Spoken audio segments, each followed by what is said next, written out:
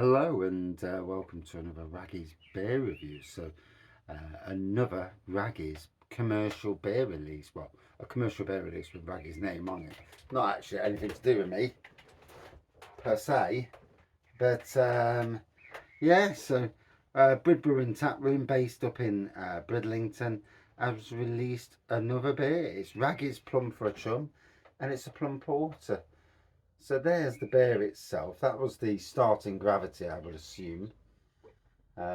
Just there, so you can read that. See the starting gravity. I would assume it ended up at 1010. So starting gravity 1045. Gravity calculator.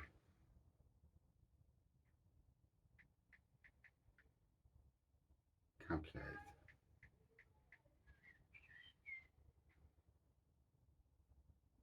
So yeah, and if you put it in 1045 and 1010, here we go. Yeah,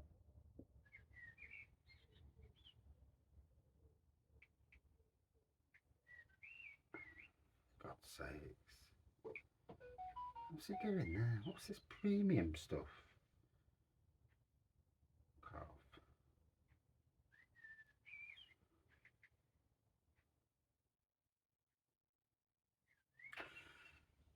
So if we look on there, the ABV, it looks like it says 4.59. So I assumed round about the 4.5 area. So there's the bottle. So Lisa from Happy Drinkers, she went up there to her and husband Glenn and Callie, the big Doberman. Went up there last, I think it was Monday or Tuesday, and he was just bottling this, hence no label, straight into the bottle. So I may be the first out. She picked up 3 bottles, bless her, and yeah, this may be the first of the 3 bottles. So it's been sitting in my nice bit of smoke there just off the top. It's been sitting in my dining room, and so yeah, bottle conditioned. So there may be a bit of it may be a bit cloudy at the bottom. So I won't pour the last bit out. A bit of carbonation there, as you can see, a little bit of a head starting to appear, and I poured it so I didn't disturb any layers. So yeah, there is carbonation there, not much of a head per se, black looking pour, and let's dive in. This is going to be interesting. To be honest, at first I'm getting coffee aromas.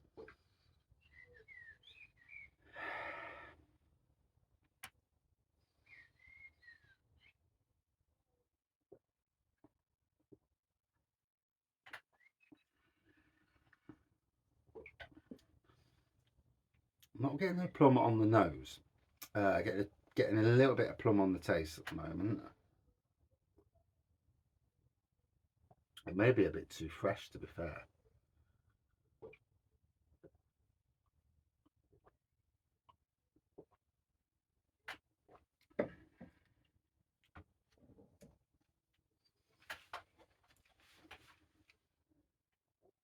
Yeah, there's a touch of plum there.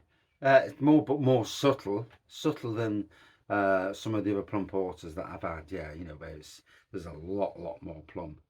But certainly, I'm trying to think of a brand of subtle plum. Uh, Blue Monkey near me, they did a plum stout, and that was very subtle. And I think this is just above that in subtleness. Um, some people like it subtle, some people don't. It's always it's that balance of what you like and what you don't like in beers. Um,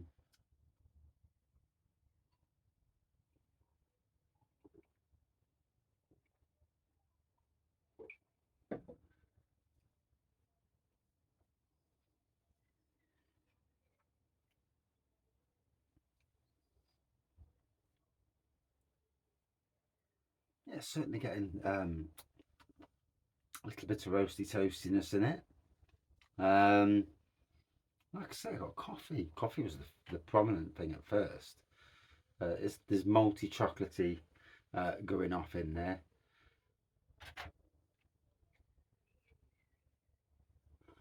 Oh, It is so warm.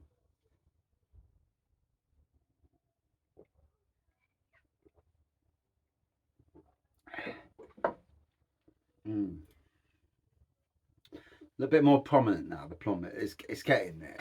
A bit of a slow starter, if I'm being honest.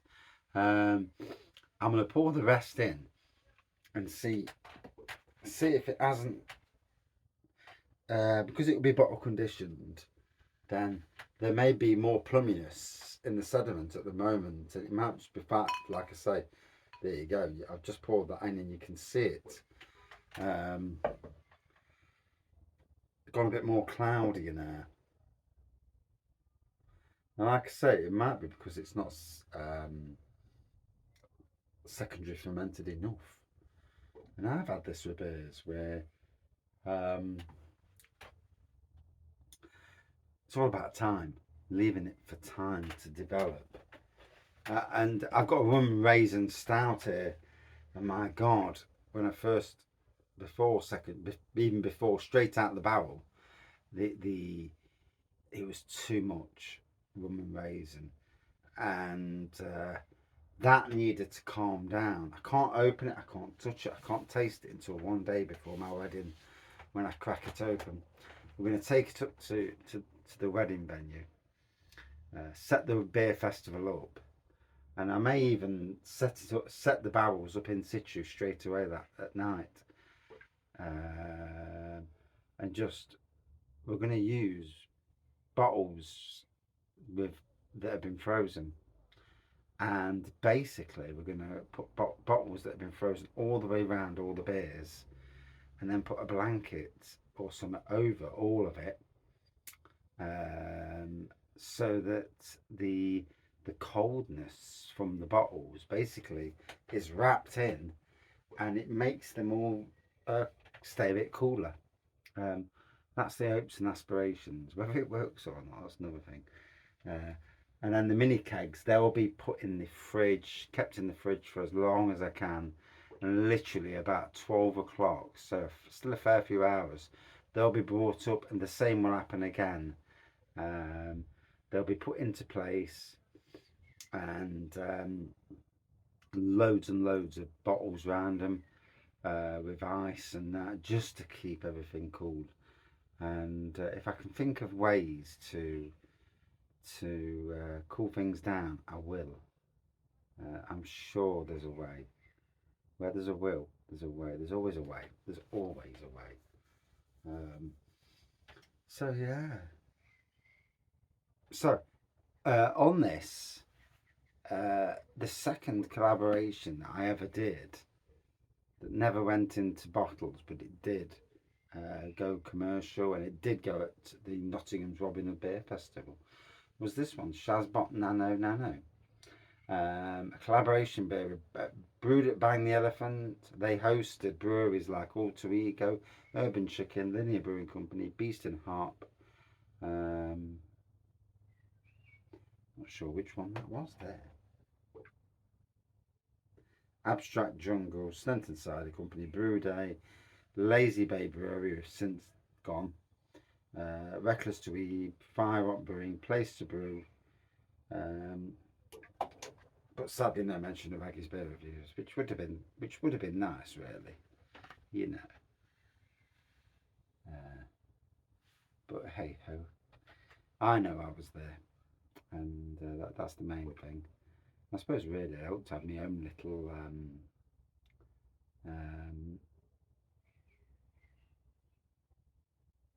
little logo, but that'll probably come actually, because I've got a new T-shirt coming out that I've ordered for the Nottingham Craft Beer Festival, and that's got Wraggy beer reviews.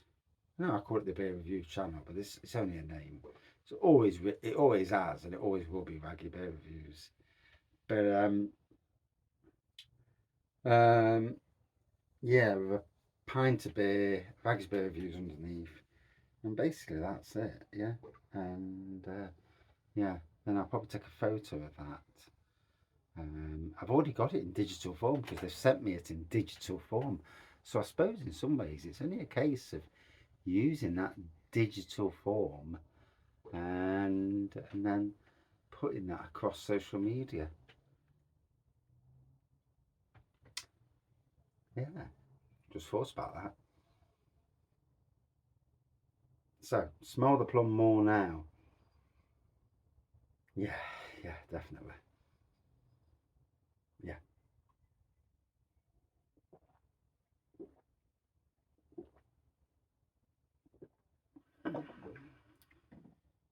Yeah.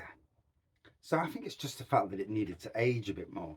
So you've like got the flip side with this. You've got like the rum and raisin which was too powerful and needed to calm down. And and then you've got um, the cookie dough mild, which again was a bit more subtle at the start, which may well get better. It's funny how beer is sometimes with brewing. Um, it can go from both ends and end up in the middle, and hopefully, be right. On my own brewing things at the moment, the Wraggys Golden Ale. Yeah, I kind of bobbed up and missed missed the mashing part out and forgot. I tried to go straight to a boil, and luckily it took a long time to get to a boil. And then I left it to cool down a bit, and then I boiled it, and yeah, and I reckon it's going to turn out around about, I don't know, about 3%, 3.3, which is a bad ABV really. So going to let it settle down now, transfer it into well, there's another bone of contention of me brewing a bag fermenting vessel. The elements caked in this bloody stuff that's been burnt onto it, and I reckon that was the grains and stuff that had gone through, um, all burnt onto it. And so I'm having to clean the flipping burnt bits off before I put beer in there to secondary ferment. Don't want black bits coming out in the beer. I won't care because I'll know where it's from, but other people will. So, yeah, all good fun. Um, it's that I'll have a sieve next to the beer. Don't be doing that.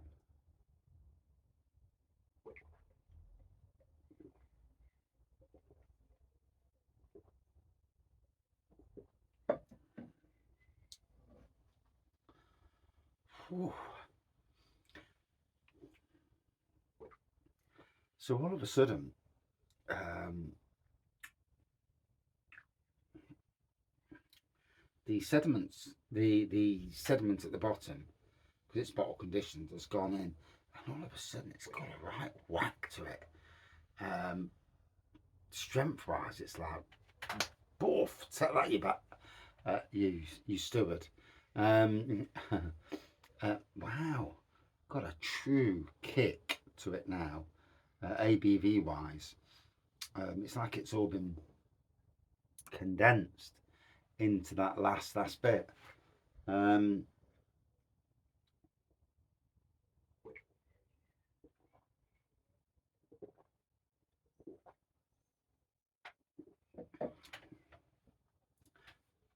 can taste the plum there now.